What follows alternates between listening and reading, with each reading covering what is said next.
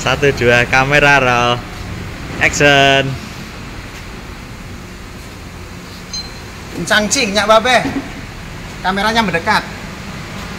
Cok butet. Boru nang boru. Udah uni. Ucu.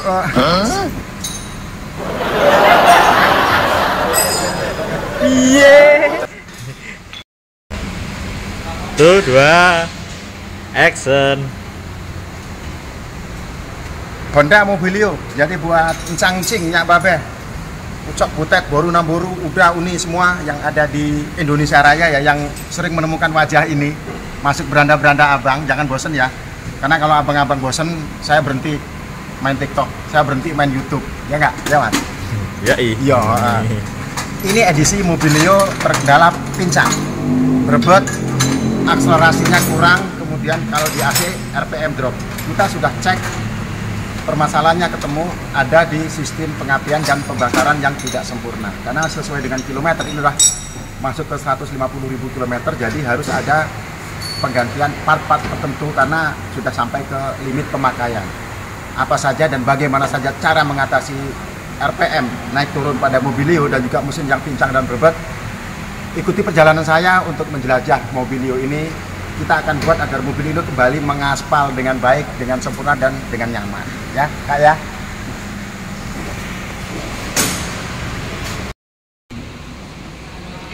Unitnya Mobilio omku, jadi nyendal-nyendal. Kita cek secara berurutan mulai dari hal-hal yang ringan, filter udara. Sambil menunggu teknisi kita menyiapkan perlengkapan tempurnya untuk mengecek kondisi. Sebenarnya yang terjadi dengan Mobilio ini kenapa kok bisa nyendat-nyendat, berebet-berebet, pincang-pincang kalau diangkat, apalagi kalau di AC RPM-nya ngayun dan ngedrop. Yuk, nggak usah pakai lama-lama, mengingat durasi ya, yang penting poinnya kita dapat. Nonton terlalu lama membosankan. Yora, Kak Ari. Oh iya, yuk kita lanjut weh. Langkah pertama yang harus dicek tentunya ignition coil.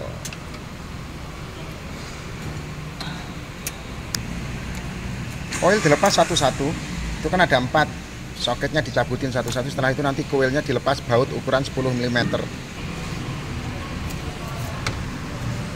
Kita dekatkan kamera.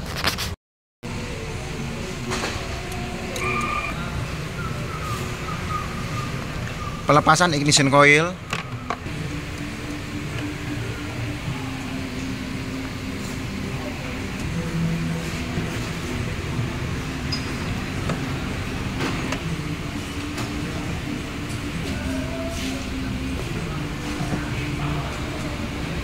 Ini adalah keempat koil, jadi ada sedikit noda ya.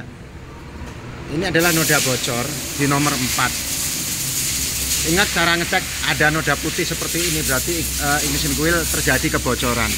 Ini menjadi salah satu biang kenapa mobil sering pincang berebut, tapi kadang orang nggak peka melihat kondisi. Maka tak kasih tahu ya, tak kasih tahu di sini. Perhatikan koil ketika ada noda warna putih seperti ini berarti dia bocor.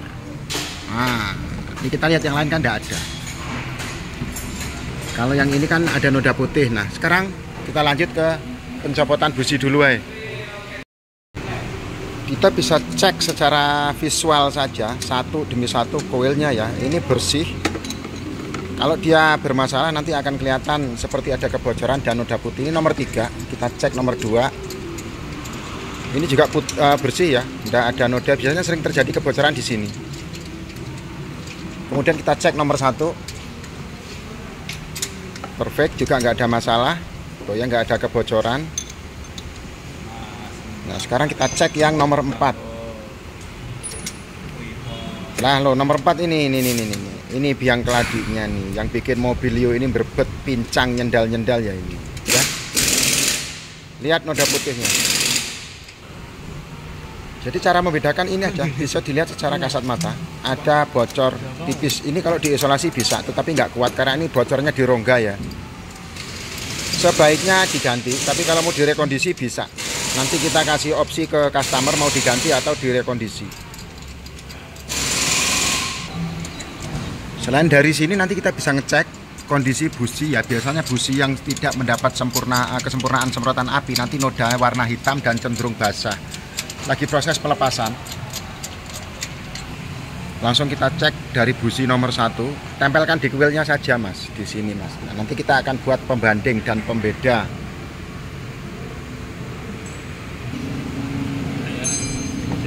Itu busi nomor 2. Dan ini busi nomor 3.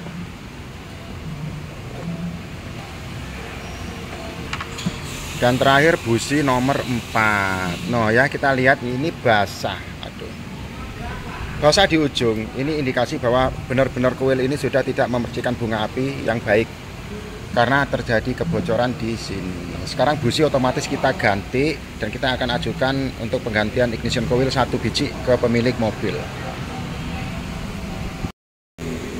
Dan kita lanjut ke proses bagaimana cara memilih busi yang spek yang direkomendasikan untuk produk-produk Honda, yang kita menggunakan busi BKR 6E. Ya kelihatan ya, kalau nggak kelihatan kita yang ini aja ya. Busi yang kita gunakan ini speknya. Ini yang non iridium, tapi ini kita rekomendasi untuk mobil VTEC Honda. Langsung dipasang Kak, untuk pemasangan seperti biasa ya. Jadi nggak kita review, nggak kita rekam. Untuk menghemat durasi kita ambil sedikit saja.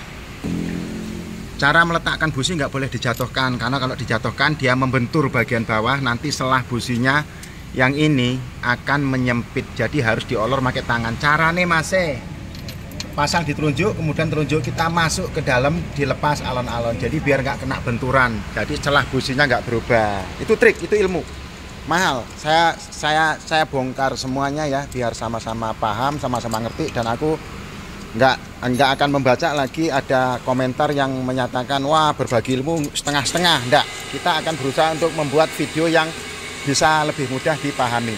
Kita lanjut. Setelah pemasangan ya, kita cek kekencangannya, jangan sampai ada yang tidak kencang. Nanti kalau tidak kencang, efeknya akan terjadi kebocoran kompresi, dan itu juga bikin mesin nggak stabil. Oke Kak, dilanjutkan kencang. Oke, kita lanjut. Setelah pemasangan busi, kita lanjut ke pemasang ignition coil ya. Setelah kita cek dari keempat coil itu yang bermasalah hanya ada 1 coil. Jadi kita sudah ajukan 2 opsi ke pemilik mobil, tetapi beliau memilih untuk lebih baik diganti saja, nggak usah direparasi, nggak usah direkondisi ya, karena memang usia sudah masuk waktunya penggantian beberapa part. Jadi ini kita pasang 3 unit, kemudian yang 1 unit coilnya kondisi baru. Harga nanti kita sampaikan, cek harga ya. Cara memasangnya seperti bagaimana kita melepasnya tadi ya, dipasang, kemudian soket dipasang sampai ada suara klik, berarti sudah terkunci dengan baik, dengan benar, dan tidak ada kebocoran arus ketika dipasang dengan baik. Kuncinya itu saja. Kemudian baut 10 mm dikencangkan, dipasang. Kita lanjut ke pemasangan kuil yang baru. Ini yang original punya Honda. Cek harga BCI di inbox, nanti tak kasih tahu kalau mau tahu harganya. Tapi kalau share ya nggak usah tanya. Harga langsung ke inbox ya kalau kita bisikkan di sini, soalnya beda wilayah, beda harga, beda bengkel, beda harga juga.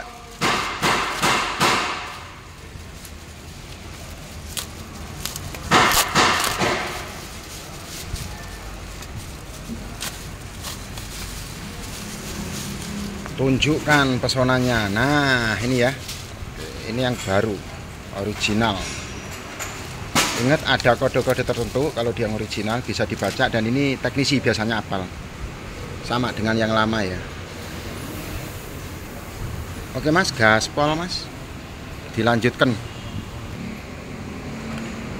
Lanjut pemasangan yang baru ignition coil, ada 1 unit. Nah setelah ini prosesnya belum selesai ya, harus dilakukan proses learning. Jadi untuk mengidentifikasi coil yang baru agar bisa diterima oleh sistem. Tapi nanti itu akan kita tayangkan di video bagian kedua, karena itu prosesnya agak lumayan. Jadi kadang perlu 2-3 kali percobaan baru berhasil. Nanti kita tayangkan video yang sudah berhasil di learning saja. Sekarang sudah starter. Mesin jadi lebih stabil ya, halus banget. kita bisa lakukan pengecekan dengan cara meletakkan beberapa. Nah, hasilnya bisa kita lihat dengan meletakkan benda di atas mesin ya. Nah, itu mesinnya hidup loh. Itu tak tergoyahkan sekokoh batu karang. Yora, betul, cetul. Kita lakukan test drive untuk mengetahui hasil dari pekerjaan kita tadi. Oke, untuk test drive kita tidak tayangkan ya, karena biar tidak mengganggu dan tetap fokus ke pengemudi. Sampai jumpa lagi di video selanjutnya.